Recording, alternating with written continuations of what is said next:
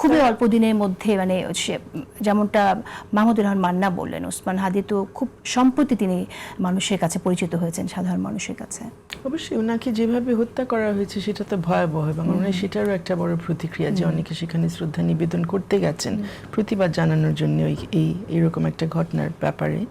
এবং এখন পর্যন্ত বিচার হয় নাই, মানে বিচার না, এখন পর্যন্ত মানে তদন্তাধীন অবস্থা যারা করেছে, আটক হয়নি, তারা পালিয়ে গেছে, এটা নিয়েও একটা প্রতিক্রিয়া আমার মনে হয় অনেকে জানিয়েছেন ওখানে হাজির হয়ে।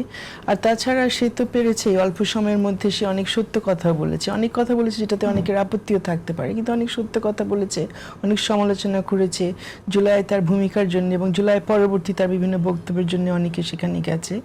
কিন্তু ওই ভারতীয় আধিপত্যবাদ বলে কি বোঝানো হচ্ছে আর লোকজন কি বুঝছে সেটা নিয়েও তো একটা প্রশ্ন আছে। আর এখানে এটাও কিন্তু বিদ্বেষ ছড়ানোর একটা প্রক্রিয়া এবং পন্থা আমরা দেখছি।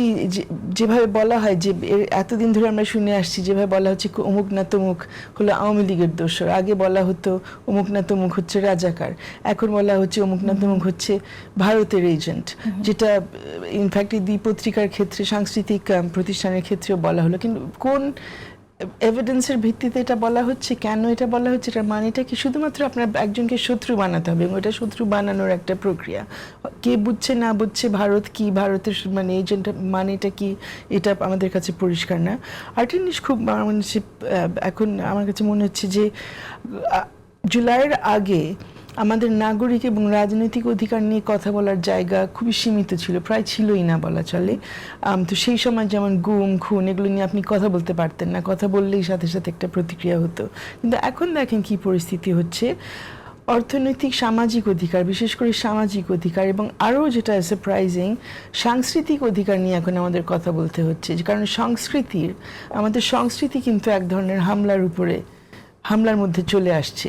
সাংস্কৃতিক অনুষ্ঠানকে কেন আক্রমণ করা হবে? সেখানে লজিক দেখানো হয় যে না, এরা সাংস্কৃতিক প্রতিষ্ঠান না, তারা হচ্ছে ভারতের এজেন্ট, তারা হচ্ছে আওয়ামী লীগের দালাল। এমনকি নারী আন্দোলনের পথিকৃৎ বেগম রোকেয়া সাখাওয়াত হোসেনকে বলা হয়েছে মুক্তাদ, ইউনিভার্সিটি প্রফেসর। এগুলো একদম সুনির্দিষ্টভাবে এই ঘটনাগুলো ঘটানো হচ্ছে।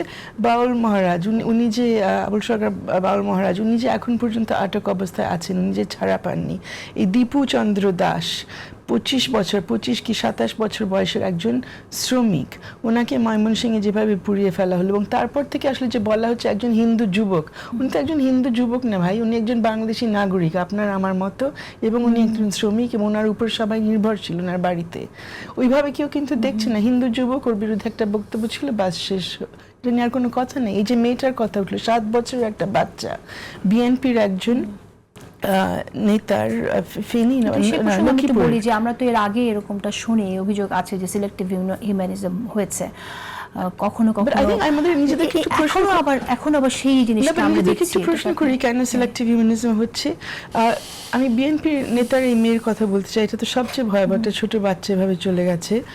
দুদিন আগে আওয়ামী লীগের একজন কর্মী ময়মনসিংহে, ওটাও পত্রিকায় আসছে যে ওনাকে পুলিশ আটক করতে গেছে মেবি ডেভিলস হান্টে, তখন উনি যখন পালাতে চেষ্টা করেছেন, উনি নিজের ছাদ থেকে যখন লাফ দেন তখন উনি পড়ে মারা যান, ওনার ব্রেন এফেক্টেড হয়, উনি মারা যান কিছুদিনের মধ্যে।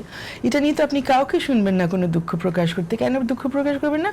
উনি আওয়ামী লীগের একজন, এটাই না। দুদিন আগে আমাদের স্বরাষ্ট্র উপদেষ্টা বলেছেন যে আপনার কোন, এটা পত্রিকায় এসছে, উনি আসলে বলেছেন কিনা আমি জানি না, অনেক পত্রিকায় দেখেছি একই বক্তব্য, যে কারোর বিরুদ্ধে কোনো ইনফ্যাক্ট অভিযোগ আছে কিনা সেটা আর দেখা লাগবে না, আওয়ামী লীগ করে, এটাই ইনাফ। তো যেই অবস্থায় আমাদের সমাজ এখন চলে যাচ্ছে, যে এটা বললেই হয়ে যাচ্ছে, আমি এই কথাটা উঠাবো না, আমার এখানে 10 বার চিন্তা করতে হবে যে আপনার সামনে আমি যে কথা উঠবো, আপনার পরে যখন টিভিতে এটা নিয়ে কমেন্ট আসবো যে এই তো আরেকটা ফ্যাসিস্টের দোষর এই কথাগুলো বলে গেল। এখন আমি যে গত আমলে আমিও কিছুটা হলেও কষ্ট পেয়েছি, সেটা ওনারা আর আমলে নেবেন না, ভুলেই তো গেছেন। আর বাচ্চা মানুষ অনেকে, ওদের কোনো ইতিহাসও জানা নেই, জানিও না 12 মাস আগে কি হলো, 2 বছর আগে কি হলো। কিন্তু অবস্থা এরকমই হয়ে যাচ্ছে যে কারণে আমাদের জুলাই হলো আসলে, যে বাংলাদেশের মানুষ তো বললো যে আমরা এরকম অবস্থা দেখতে চাই না আমাদের সামনে, যে কারো মানবাধিকার কেউ তোয়াক্কা করছে না, আমাদের সামনে বাচ্চাদেরকে মেরে ফেলা হচ্ছে, সেই অনুভূতিটা কোথায় গেল? আজকে আমরা কিছুটা হলেও দেখেছি, হাদির জানাজায় অনেকে সেখানে উপস্থিত হয়েছেন, সেখানে অবশ্যই একটা আমরা বুঝতে পারছি একটা সাংঘাতিক একটা ইমোশনাল রিয়াকশন অনেকের জন্য হয়েছে। কিন্তু যখন আমাদের নাগরিকরা এরকম তাদেরকে মেরে ফেলা হচ্ছে, হাদিকে ভয়াবহ হত্যাকাণ্ডের মাধ্যমে তাকে মেরে ফেলা হয়েছে, কিন্তু এই বাচ্চা মেয়েটাকে যে মেরে ফেলা হলো, এই যে আওয়ামী লীগের কর্মী হলেও অনেকদিন আওয়ামী লীগ করেন নাই, ওনাকে গ্রেফতারও করা হয়নি, ওনার বিরুদ্ধে সেই মুহূর্তে কোনো মামলা ছিল না, কিছুই ছিল না, উনি অপরাধী হিসেবে চিহ্নিত না, আদালত উনি আওয়ামী লীগ করেছেন, একটা নিজের মতাদর্শ ফলো করেছেন, উনি যে কোনো ঘটনার সাথে জড়িত, জুলাইয়ের সাথে সেরকমও কিছু নাই। সেটা নিয়ে আমাদের কোনো সেন্টিমেন্ট হচ্ছে না, ফিলিং হচ্ছে না যে একটা মানুষ কীভাবে মেরে ফেলাটা ভুল। তো এটা নিয়ে আমাদের প্রশ্ন করতে হবে, এবং আমার মনে হয় এই জায়গাটাতে যেটা মান্না ভাই বললেন, আমাদের একসাথে দাঁড়ানো উচিত যে এগুলো আমরা আর সহ্য করব না, আর যারা এরকম করে উস্কি উস্কি এই ঘটনাগুলো ঘটাচ্ছে তাদেরকে মনে হয় একটু চিহ্নিত করে দেওয়া উচিত। এখন এটা শুধুমাত্র শাহবাগে যে ঘোষণা দেওয়া হচ্ছে তা না, বিভিন্ন পত্রিকায় এভাবে লেখা হয়েছে, এটা তো আমরা বলতে পারি কারা কারা করছেন।